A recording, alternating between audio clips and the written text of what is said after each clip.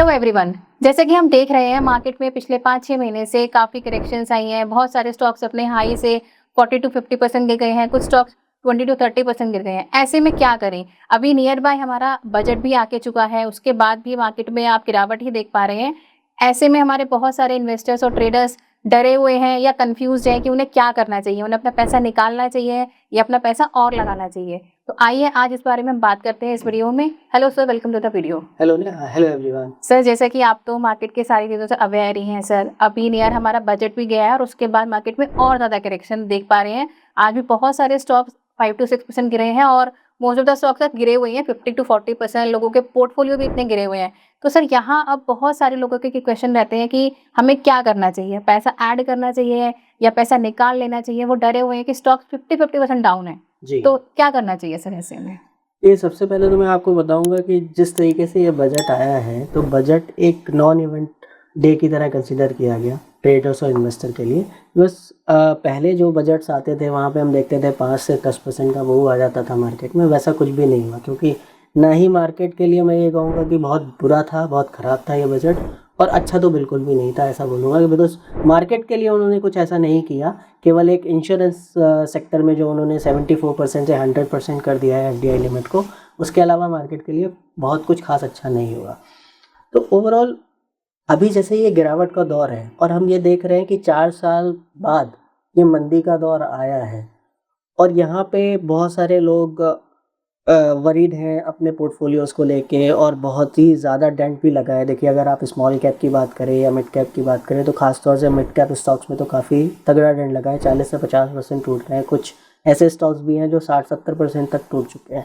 The thing is कि अभी यहाँ पे आपको पेशेंटली अपने पोर्टफोलियो को रिव्यू करना है, और उसमें देखना है आपको कि वैल्यूएशन वाइज कौन से स्टॉक्स आपके ठीक हैं और वो आगे सस्टेन करके बढ़ सकते हैं।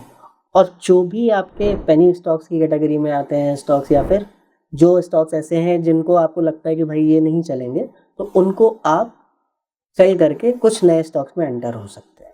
ठीक है, अगर किसी को फ्रेश पैसा लगाना है, अगर हम फ्रेश पैसे की बात करें, तो फ्रेश पैसा लगाने के लिए एक गोल्डन अपॉर्चुनिटी है। लेकिन हाँ, यहाँ पे मैं ये कहूँगा कि 35 से 40% पैसा यहाँ पे इन्वेस्ट किया जा सकता है। जिसका हॉरिज़ॉन कम से कम 2 साल का हो, वो यहाँ पे पैसा लगा सकता है। इस मार्केट में कोई दिक्कत नहीं है। बहुत ज़्यादा मुझे करेक्शन की उम्मीद नहीं लगती है। मे भी ऐसा हो सकता है कि 5-10% की यहाँ से और गिरावट आ जाए, लेकिन इससे ज़्यादा मुझे करेक्शन मार्केट में नहीं लगती है। ओके।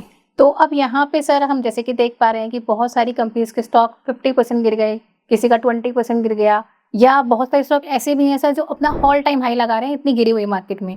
तो हमें किस तरीके से अपने स्टॉक को सेलेक्ट करना चाहिए कि ताकि हमें और बड़ा कोई लॉस या नीचे डाउनफॉल ना फेस करना पड़े? ये देखिए, मैंने एक चीज़ ऑब्ज़र्व की है इस मार्केट में इतने सालों में, कि जब भी करेक्शन आती है तो हमें एक फ़ोकस रखना चाहिए कि जो स्टॉक्स इस करेक्शन में सबसे कम गिर रहे हैं, उन स्टॉक्स में ही तेज़ी आने की आगे संभावना है, और वो स्टॉक्स अच्छा करते हैं एज़ कम्पेयर टू जो ज़्यादा गिर जाते हैं स्टॉक्स उनसे।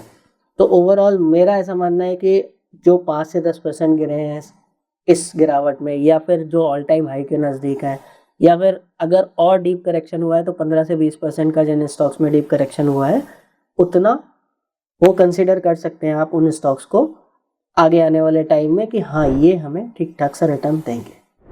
तो आप उन स्टॉक्स में फोकस करिए और अपना पैसा डाइवर्सिफाई करके लगाइए, आपको रिटर्न ज़रूर मिलेगा इन फ्यूचर। तो सर ये बात तो हुई उन लोगों के लिए जो ऑलरेडी इन्वेस्टेड हैं और या जिन लोगों ने ऐसा सिनेरियो पहले भी देख रखा है।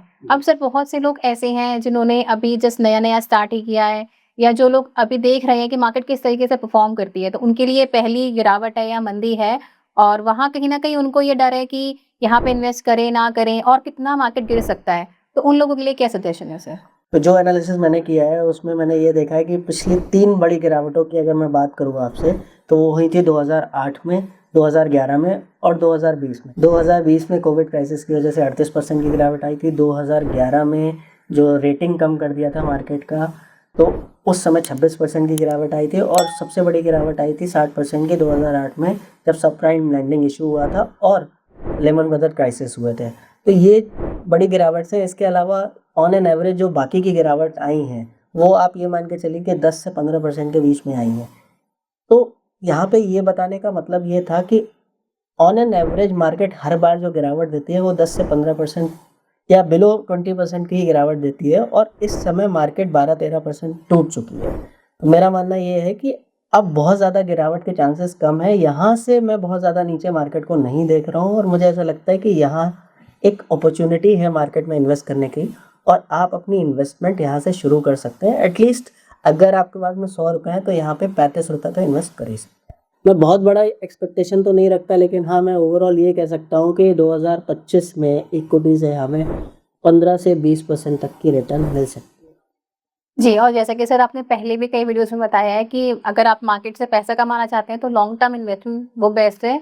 और अगर ऐसा कोई आपको अपॉर्चुनिटी मिल रही है कि जहाँ पे स्टॉक्स के प्राइस 20, 30, 40% गिरे हुए हैं, तो वो आपके लिए बेस्ट अपॉर्चुनिटी है बाइंग करने के लिए, अगर आप चाहे आप पुराने इन्वेस्टर हैं, चाहे आप नए इन्वेस्टर हैं।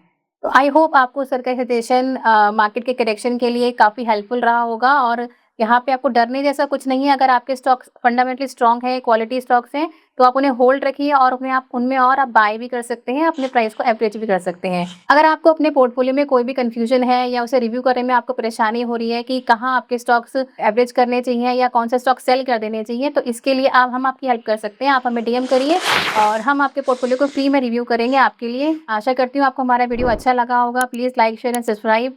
हम ऐसे videos every Wednesday Saturday upload करते हैं हमारे सभी सोशल मीडिया प्लेटफॉर्म्स पे।